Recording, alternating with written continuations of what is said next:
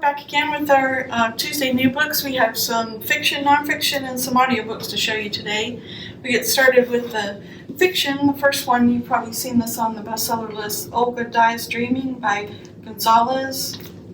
A blazing talent debuts with a tale of status-driven wedding planner grappling with her social ambitions, absent mother, and Puerto Rican roots, all in the wake of Hurricane Maria. Olga Dies Dreaming.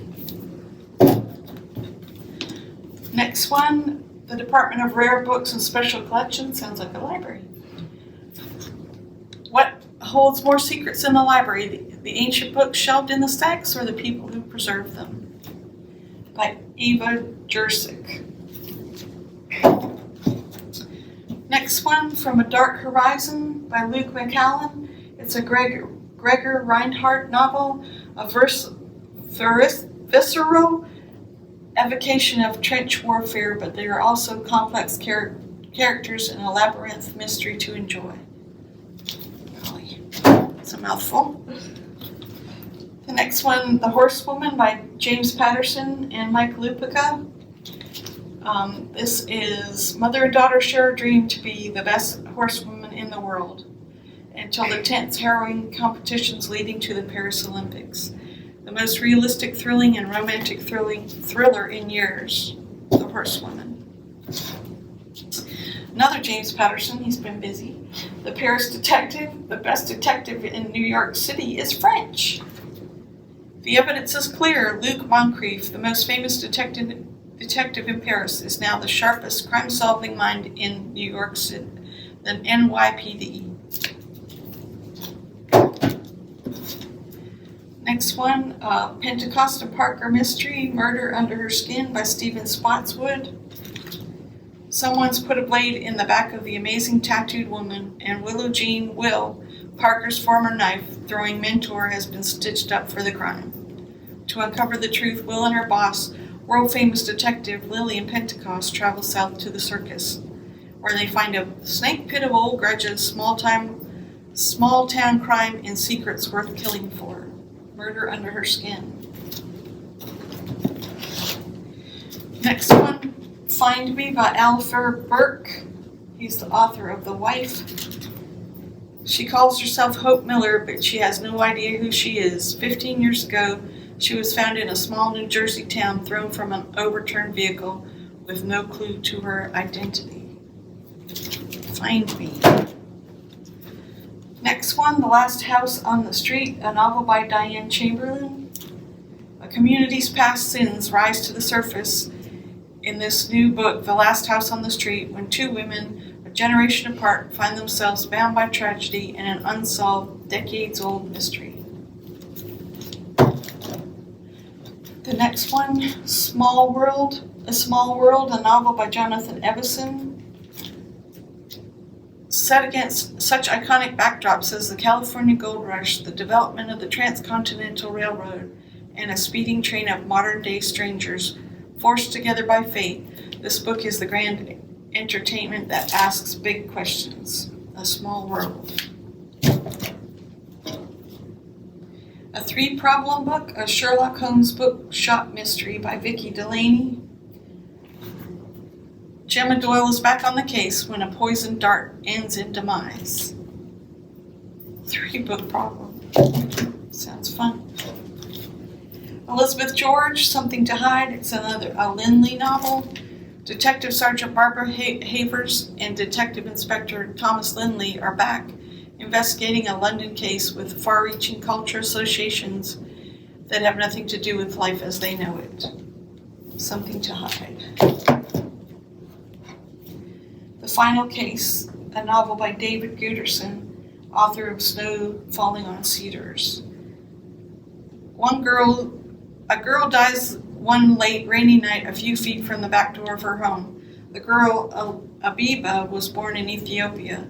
Her adoptive parents, Delvin and Betsy Harvey, conservative white fundamentalist Christians, are charged with her murder. The Final Case.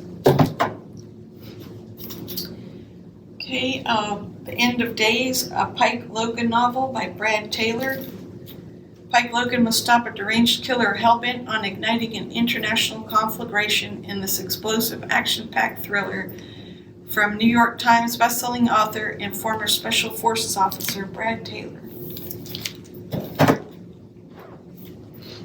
New fantasy, Daughter of the Moon Goddess by Sue Lin Tan.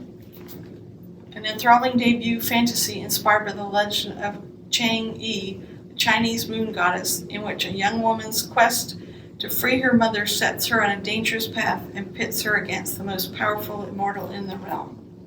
Daughter of the god Moons. Moon goddess. Oops. 1,000 Steps, a novel by Jefferson Parker. Laguna Beach, California, 1968. The age of Aquarius is in full swing. Timothy Leary is a rock star. LSD is God. Folks from all over are flocking to Laguna seeking peace, love, and enlightenment. The 1,000 Steps. Jane Ann Krentz, Lightning in a Mirror. The final installment in the chilling Fog Lake trilogy. Olivia LeClaire's experiment with speed dating is not going well. First there was the nasty encounter with the date from hell who tried to murder her, and now the enigmatic Harlan Rancourt, long believed dead, sits down at the dinner table and tells her she's the only one who can help him locate the legendary Vortex Lab. Lightning in a Mirror. The next one, Robert B. Parker's Bye Bye Baby by Ace Atkins. And the newest thriller featuring the legendary Boston PI, Spencer takes on a group of extremists to protect a congresswoman in danger.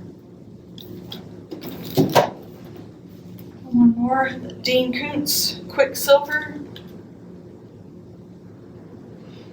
Dean Koontz takes a surprising and exhilarating road trip with a man in pursuit of his strange past, mile by frightening mile. Dean Koontz. Okay.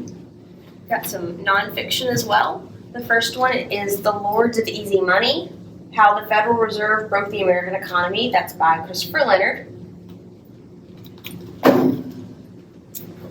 Then we have The Real Anthony Fauci, Bill Gates, Big Pharma, and the Global War on Democracy and Public Health. That's by Robert F. Kennedy Jr. This book is called Murder at Teal's Pond. It's by David Bushman and Mark T. Gibbons. Hazel Drew and the Mystery That Inspired Twin Peaks. It's about a murder, I believe, back in 1908 of a young woman, and how that case inspired the writers of the popular TV show Twin Peaks. Deliberate Evil, Nathaniel Hawthorne, Daniel Webster, and the 1830 Murder of a Salem Slave Trader. That's by Edward J. Renahan Jr. Then we have Let's Get Physical, How Women Discovered Exercise and Reshaped the World by Danielle Friedman. We have another exercise book, Sweat, A History of Exercise by Bill Hayes. There's this book called Emotional, How Feelings Shape Our Thinking, and that's by Leonard Lodenau.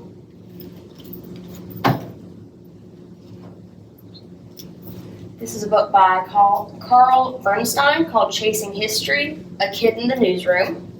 I believe Carl is a news anchor, a reporter. Oh, he's a famous one. He wrote All the President's Men. Oh, okay. I've heard of that book. I just did not recognize his name. This is called The Rise, Kobe Bryant and the Pursuit of Immortality. It's by Mike Sielski, a biography of the late great Kobe Bryant.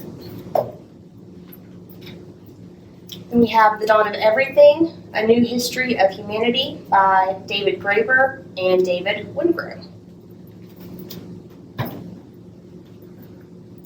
This book is about some local history. Governor Fob James of Alabama, Making Headway on Constitutional Rights, 1979 to 1980, A Legal Advisor's Perspective. That's by Michael D. Waters. We have this book. It's called This Boy We Made. That's by Taylor Harris. It's a memoir of motherhood, genetics, and facing the unknown. She tells the story of her toddler who suddenly starts having a lot of frightening medical symptoms and her journey, her quest to find out what's wrong with them. We've got a travel book about France, Essential France. That's from Fodor's Travel. And we also have another from Fodor's, Essential Spain. So if you're interested in traveling or in Europe, check those out. We also have a few audiobooks. There's this one from James Patterson, Fear No Evil. It's an Alex Cross thriller. This one is by W.E.B. Griffin. It's called Rogue Asset. It's a presidential agent novel. We have the audiobook version of The Horsewoman, which Susan told you about a little earlier, from James Patterson and Mike Lupica. And then we have a couple of nonfiction. This one is by Katie Couric. Her book, Going There, she reads the audiobook. And we also have the audiobook version of Will Smith and his recent autobiography, also read by him, and it's just titled Will. So if you're interested in any of our new books, check out our website, fairhopelibrary.org, and you can put them on hold from there or just come by the library and see us. Thank you. Bye.